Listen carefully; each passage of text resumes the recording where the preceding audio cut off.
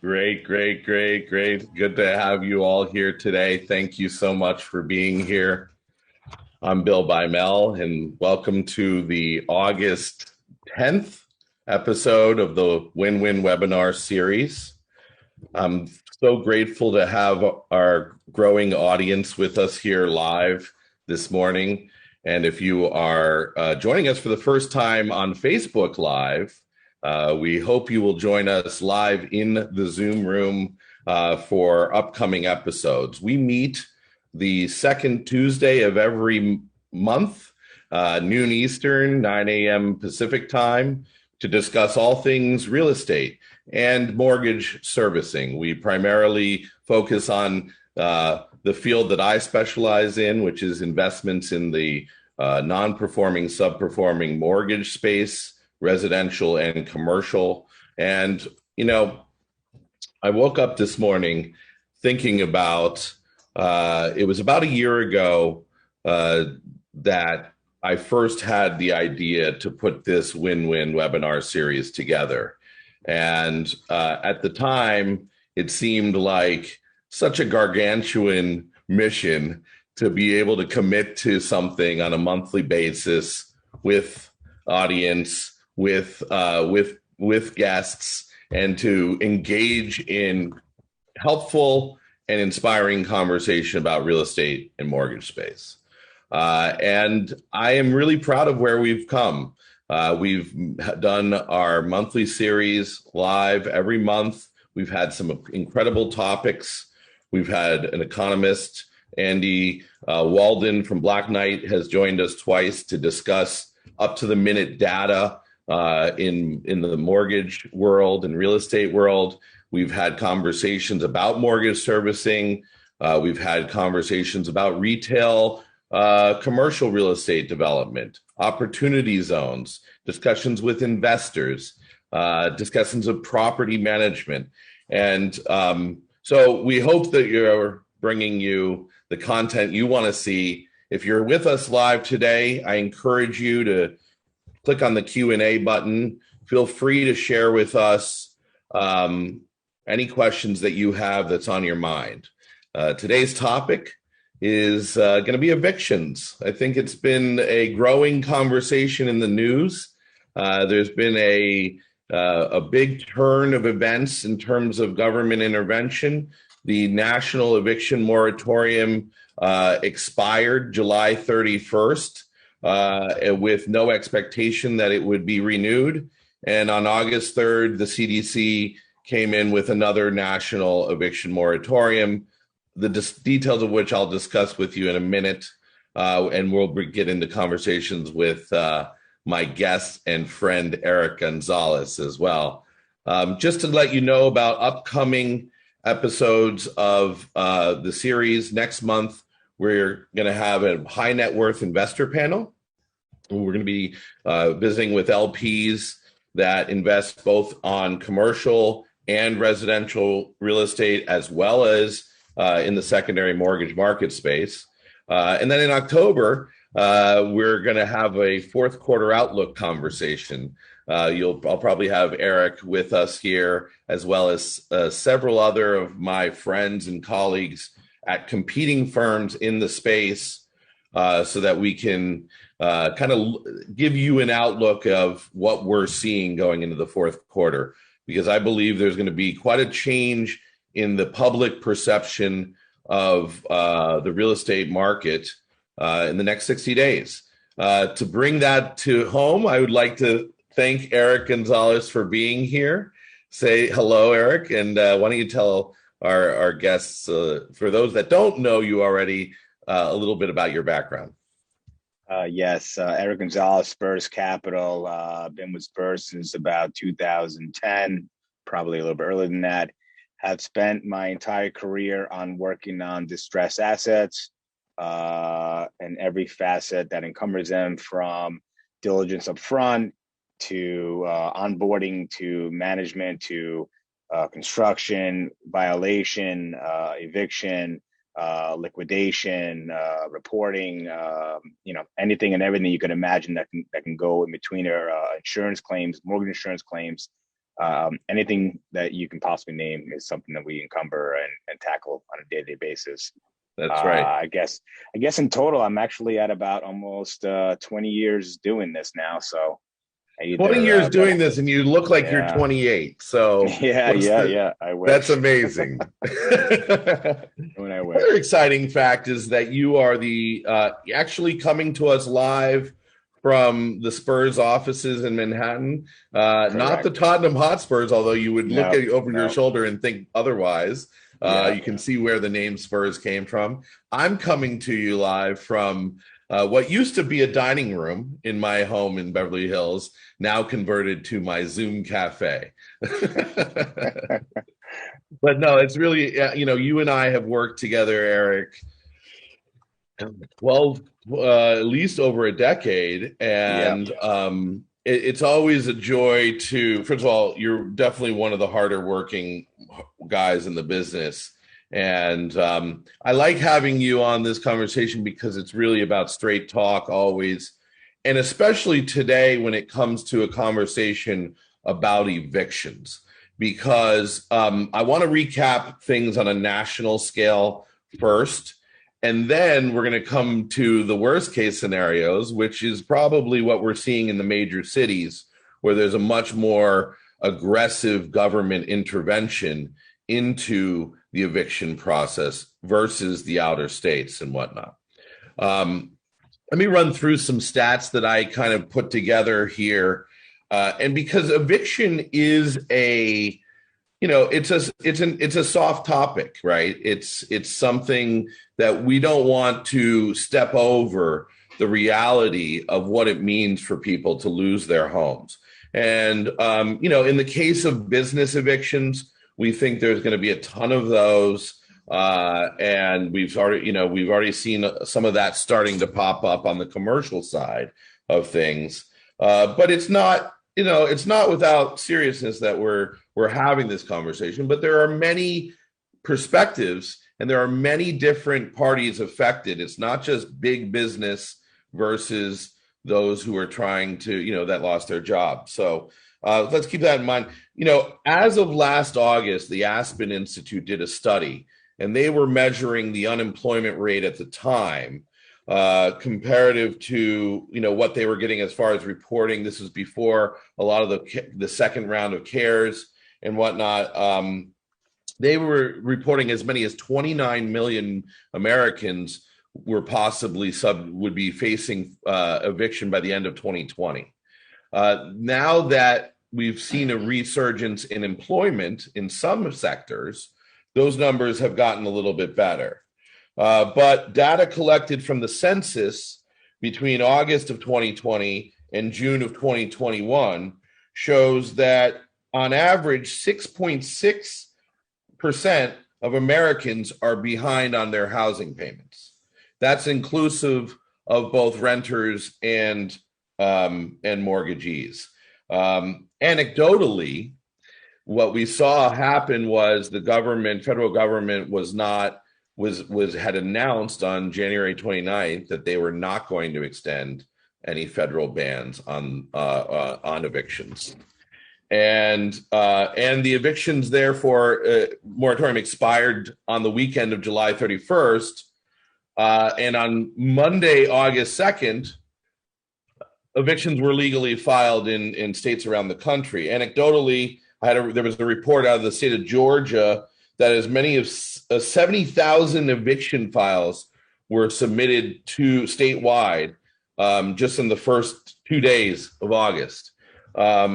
So we haven't gotten the full data on that yet.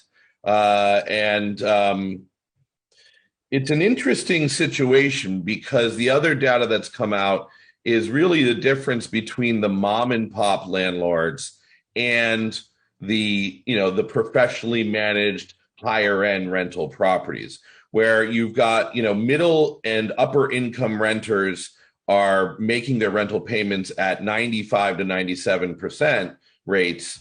The 6 units or less which are mostly owned by individual investors, you, myself, everybody, the average American that owns the majority of those, they're reporting more like an 87 to 90% recovery rate on rental, which means a higher default rate amongst those tenants. That may have to do, as Eric, you were saying earlier, with the actual demographics of that population. But so where we are today is the new CDC moratorium that was placed on August 3rd. I can show a copy of it right here. Let me see if I have it for everyone. I think I do. Hold on. Okay, there it is. Okay, so I just got to share that. There we go. Okay, so this came out August. This was an emergency. Oh, we didn't mean that to happen. Turn that off. Issued a new definitions of who is covered by this. They are claiming that this is a stricter moratorium, and the long and short of it is that you have to be, in order to have the moratorium applied to you as a tenant, you have to prove a loss of income or the fact, and you cannot have made more than $99,000 last year or this year. So they are saying that it's a more directed moratorium in that it only covers high areas of high COVID infection. But when you actually look at the countrywide map on what they designate as high COVID infection, let me go ahead and share this with you. You'll see that you pretty much cover every state in the country. Let's just go to Los Angeles County here. And you can see that just looking at the national map there, most of the country is in red, which would be considered a high transmission rate.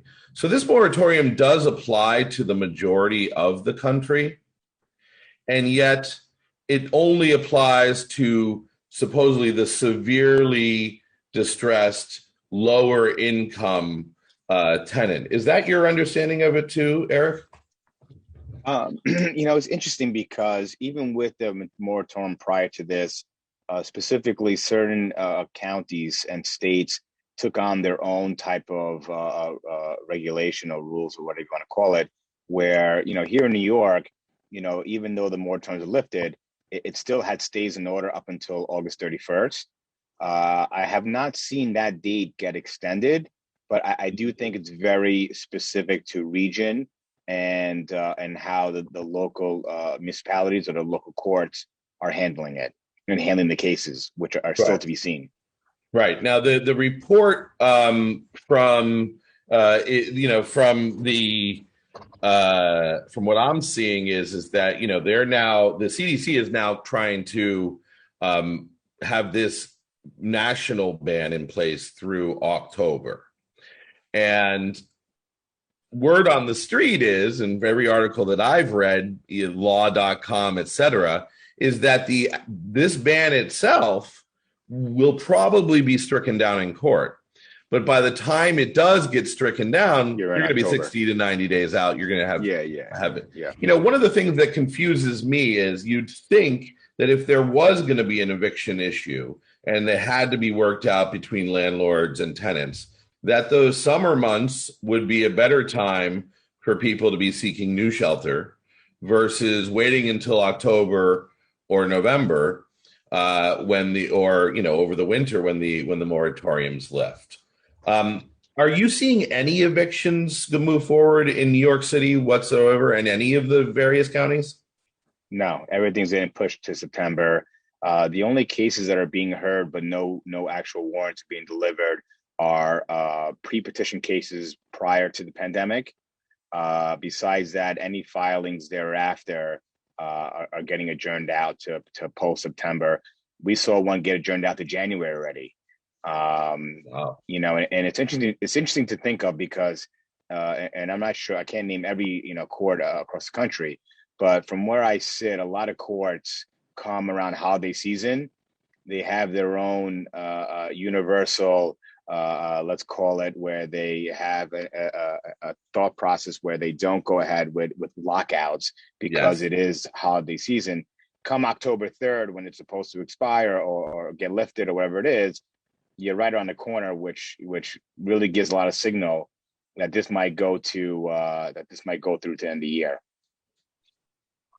That's absolutely true. And yeah, I've seen that throughout my career as you and I manage, loans that are in foreclosure. It does seem to be a Christmas holiday that's given.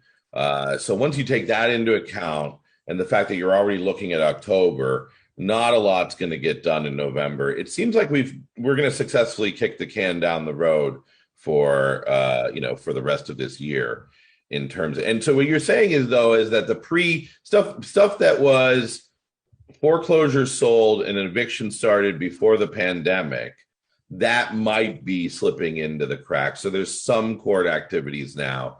There's court activities, but they're not granting the marshal's warrants of eviction, but they are moving the cases along on those cases. Right. This is the CDC form that they put out to tenants. So, again, not wanting to step over the real. I doubt there's anyone watching this webinar that is a tenant, but you never know. Maybe this can be helpful to see if you qualify for the eviction moratorium to be placed for you. And there's some different ways that you can qualify. You can say that you didn't make enough money to file even income taxes, or you got a stimulus check, or you made less than $99,000. Then you've got to attest under penalty of perjury that you qualify. I'm sure there in any system there will be those that will try to take advantage of this. I read an article in the newspaper my brother-in-law sent me the other day about a man that hasn't made a mortgage payment in 30 years. And it's in New York, actually. I'm going to send you that article. He said, my brother-in-law, who knows the business we're in, says, don't buy this house. It's an anecdotal story in the Post or something about a guy that's lived in the same house for 30 years. And now the new excuse is COVID as to why they can't be evicted. So that's interesting. I want to go back to this conversation about the impacts on landlords, because, again, at some point we're living in this false world right now where the government's pumping all this money into the system, and then they're not allowing any of the backlog of inventory of bad, distressed issues to come forward. And it's creating this, and you and I talked last month about what it's created on the residential real estate side. I mean, just no low supply, booming sales, every deal a cash offer over list price. That's what I'm experiencing in California and in Florida. Are you seeing the same thing in New York? Yeah, we're still seeing driving prices. Besides the cash, also with the low mortgage rates, we're seeing that prices have been driven way high. But the inventory has gotten so scarce that there's just not new product coming to the scene. And partially for the reason is, even when you do have sellers who want to sell, they don't have somewhere necessarily to go, because even if they were looking in other states that typically had more affordability to them, some of the southern states, even now those prices have grown so much that when they do sell, for them to go relocate, it's pretty expensive as well. Even though it might still be a price differential going in that direction, it's still pretty expensive. Right. Yeah, no, absolutely. And so it's an interesting situation, when does it all end? I mean, you cannot see 2% per month increases in pricing across the board on a constant basis. I mean, and think that that's going to end well, unless there's some kind of reset happening in residential real estate. I mean, I don't. Do you see it, or what's your No, overall impression? no, not yet. I mean, at the end of the day, I think that the first step that you're going to see is you're going to see the government stop buying bonds, and to what degree and how fast they do it. I think that's going to be your first step. I think that then you'll see possibly a slower increase in rates. Again, they're going to do that very slowly. Nothing's going to happen overnight, Hmm. and we're not going to see anything really happen in the real estate market until the inventory comes back to the scene, Right. which is not going to happen, all at once, because even if you do open the courts, there's going to be Right. backlog, there's going to be processes, there's going to be certain checks and measures put in place to try to assist those who fell under COVID hardship. The servicers have already undertaken certain rules and guidelines and regulations with respects to starting new cases where they have to exhaust loss mitigation efforts to before they can even start a foreclosure action on a new borrower. So, I mean, there's certain checks and measures put in place to try to ease the flow. But at a certain point in time, whether you call it Q4 of 2021, or if you call it Q1 of 22 or Q2, whenever it's going to be, we're going to hit a bump. And, I think the government has done a good job in easing that, because Right. if it would happen all at once, besides the hysteric from everybody of not really understanding what's going on, which, let's call it what is, we don't truly know, to the effects of COVID, and sometimes the media plays that up, and sometimes people take on their own beliefs, but Right. that will happen. When it will happen, it's in the foreseeable future. I just couldn't tell you which quarter it's going to be in the next, between 4 and 6 quarters. Yeah, no, and I think you're on the right track with that thinking.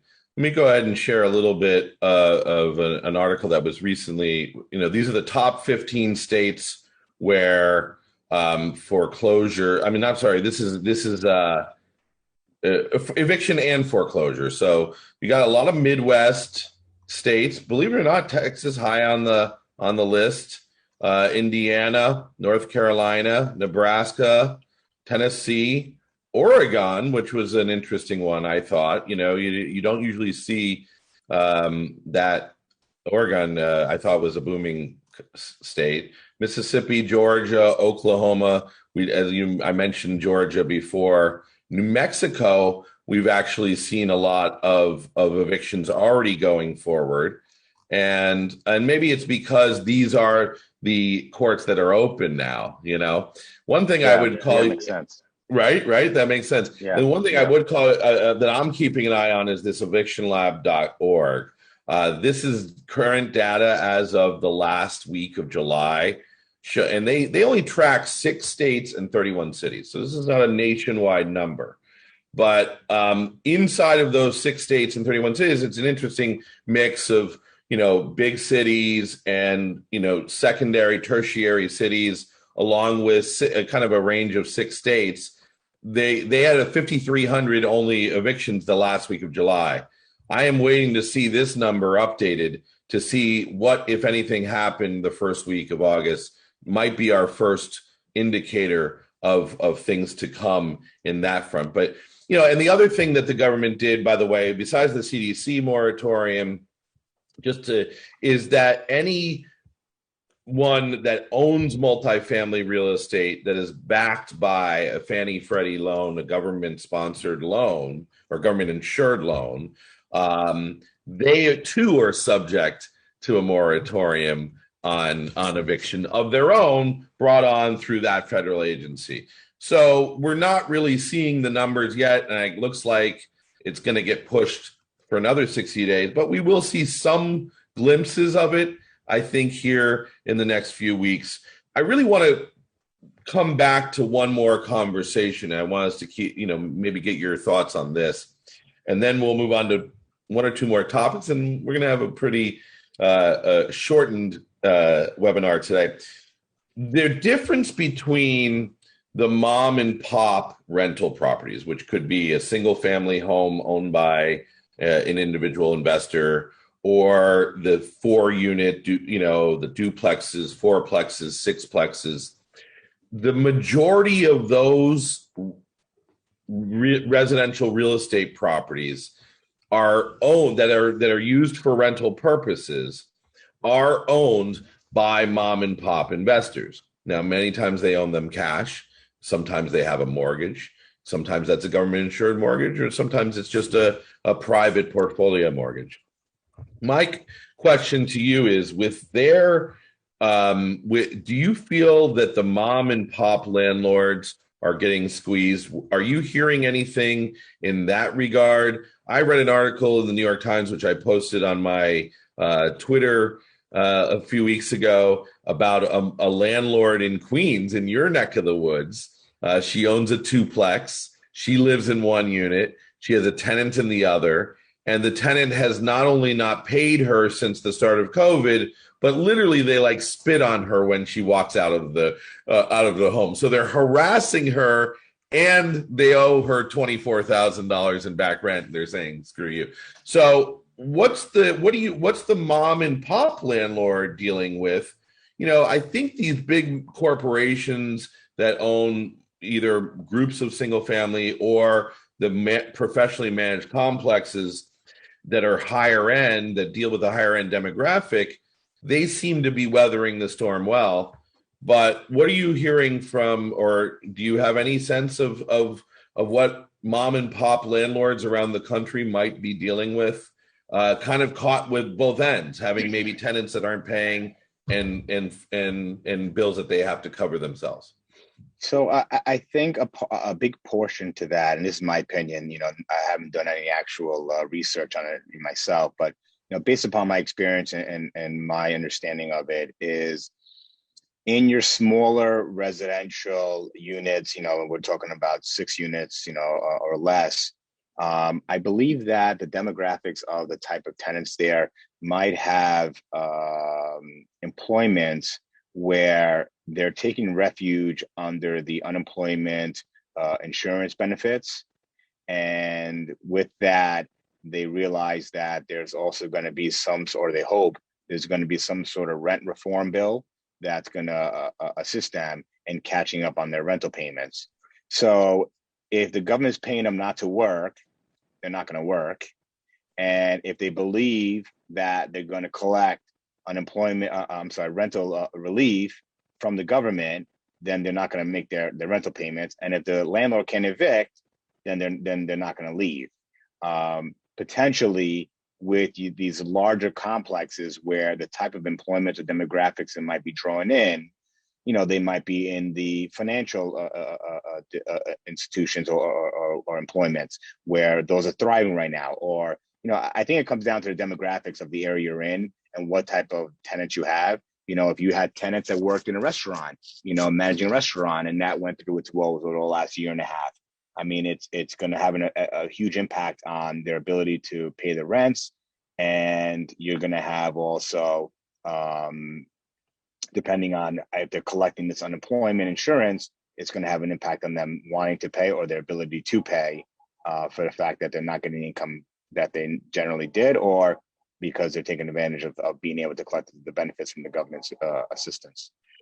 Yeah, no, that's a good point. And we actually got a comment from one of our live attendees about the fact that the moratorium that the CDC put on August 3rd was clearly from their perspective, the government's perspective, a delay tactic to stall all this money. Now, we haven't even touched on that, but there's a lot of more government money that's been allocated to help renters and landlords that's been funneling down through state and local entities allocated out of the federal government, but that hasn't been able to make its way to landlords and tenants.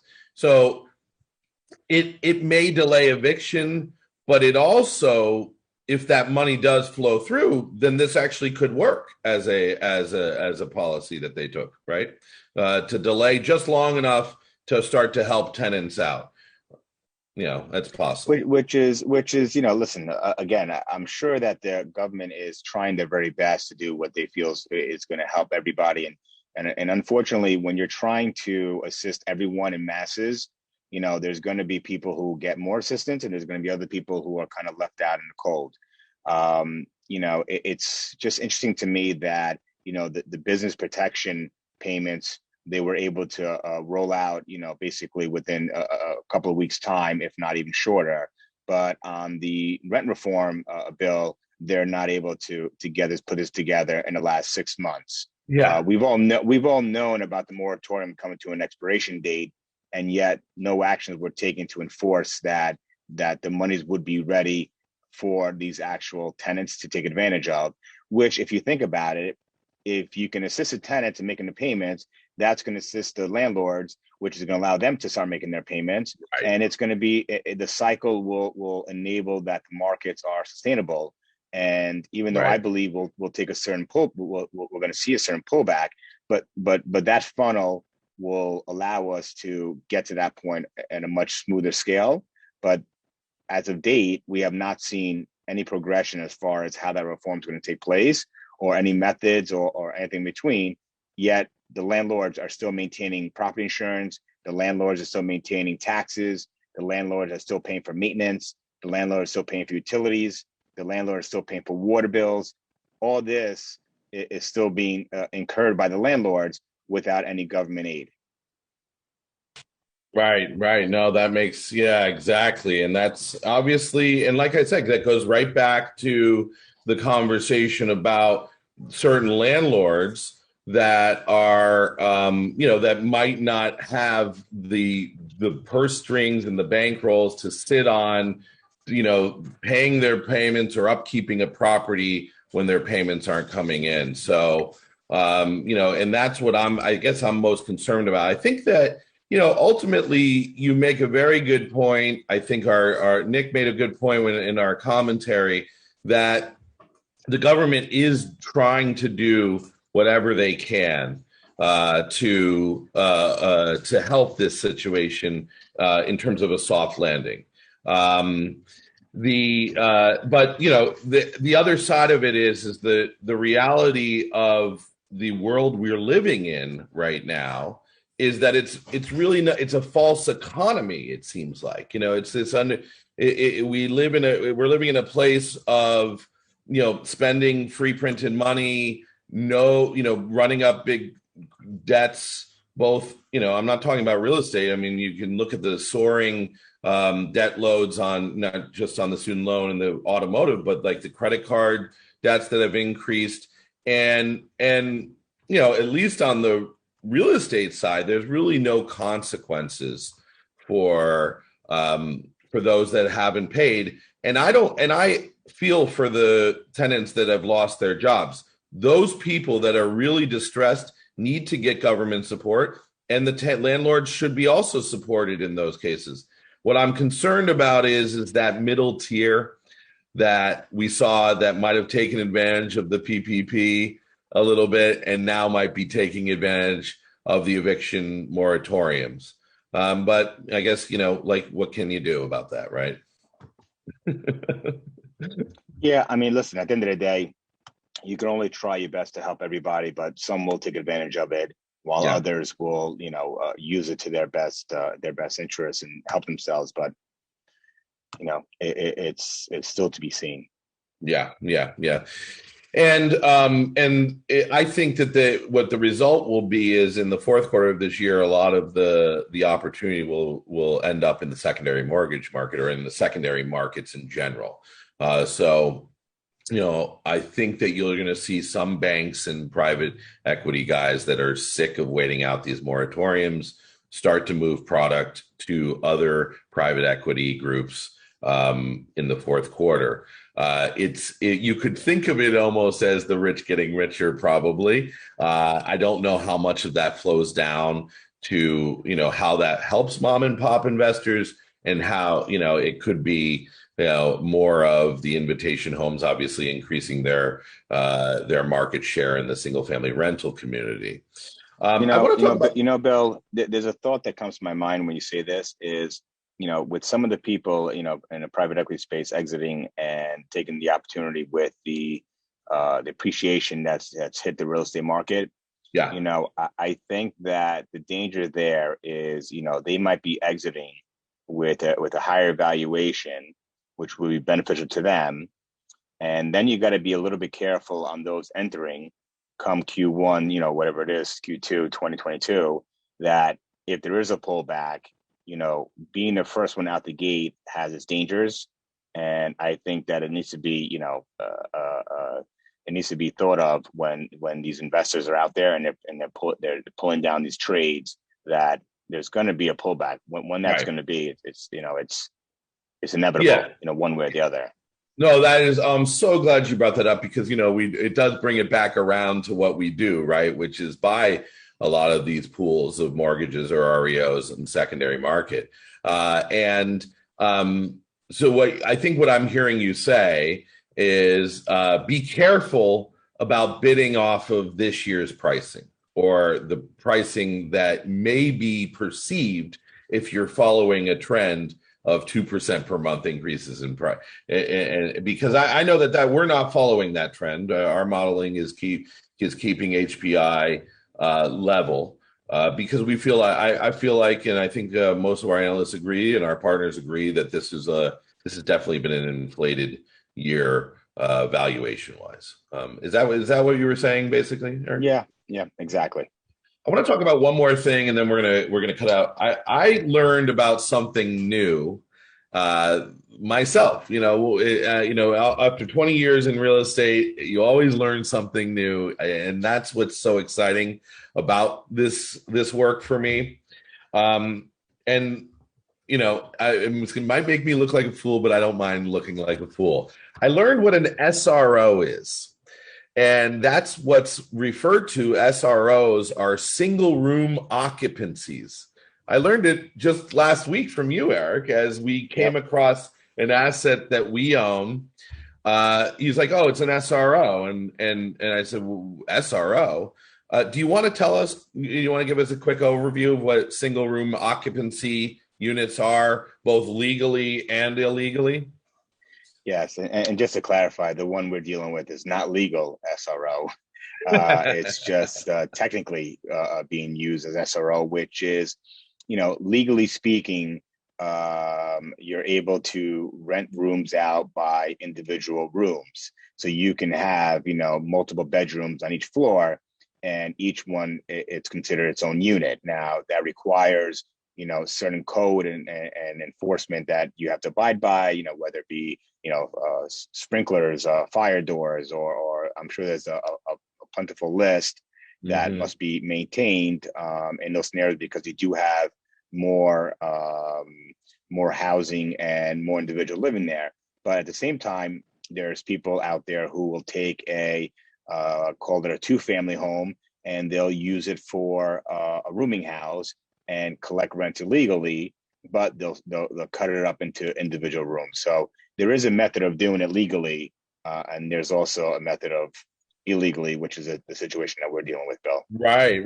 Okay, so let's get into a little bit. So legally, it's basically the big city take on the old rooming houses or boarding houses. Correct. You have a shared bathroom. Everybody has their own room, and you rent it out. And from a landlord's perspective, the theory is, you rent a room to somebody for $300 a month.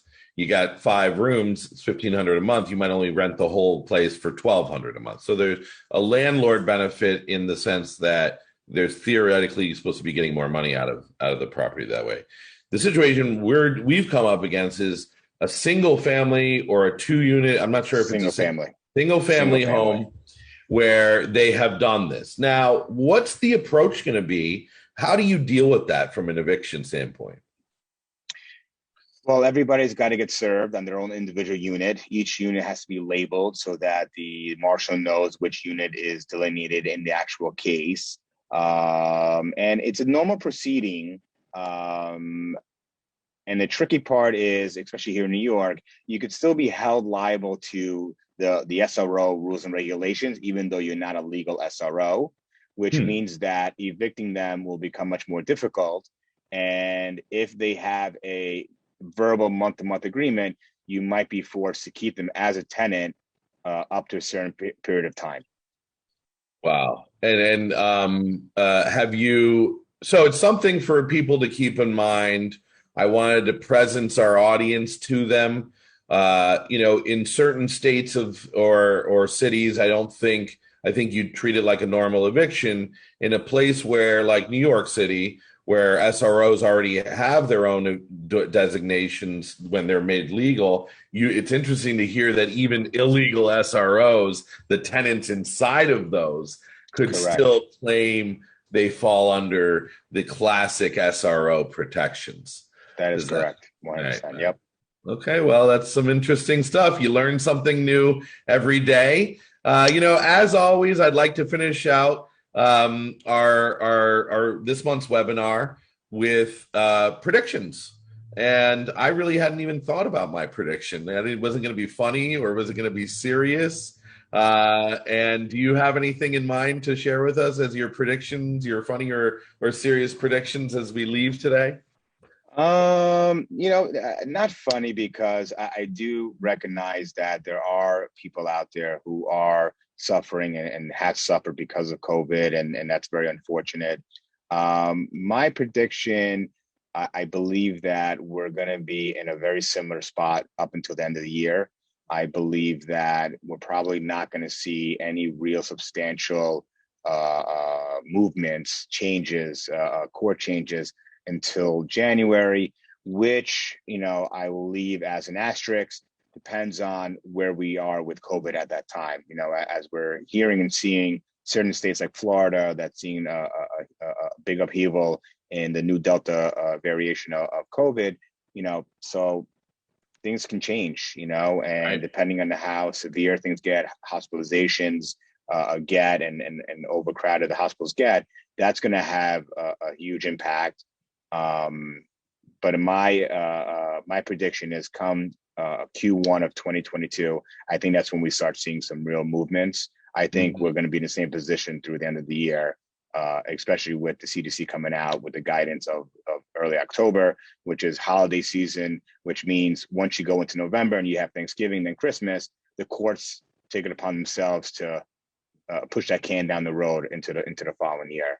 Pretty much shut down anyways. Exactly. Yeah, correct. And I definitely see that as true in the big cities. I gotta say, I'm gonna echo what you're saying in that regard, because I think that the same is true. Now, so what does this mean for our investors? If you're an investor and you're looking at deals in the major cities, you should be aware of the timing delays. We're bidding, putting extra 6-month delays into all of our bidding models, and realize, of course, that when the courts do open up, they're going to be dealing with 18 to 24 months of backlog. That said, my other prediction, my bold prediction is that it's going to result in opportunity for us in the secondary market. So for those of you that are looking for deals, stay tuned. We'll keep everyone posted. Don't stop believing. And thank you all for being here yet again. We'll see you next month. What's the date? September 14th, I want to say, next month. Let me see. September 14th. Eric, thanks so much for being here. Thank you. Thank you for having me. Always.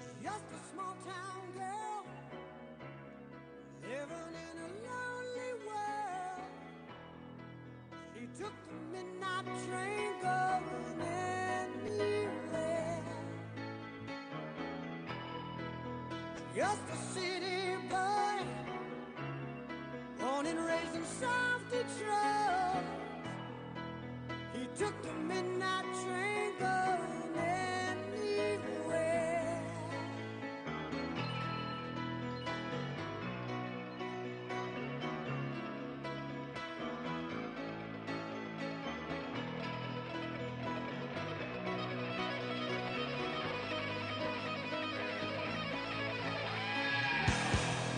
A singer in a smoky room, a smell of wine and cheap perfume.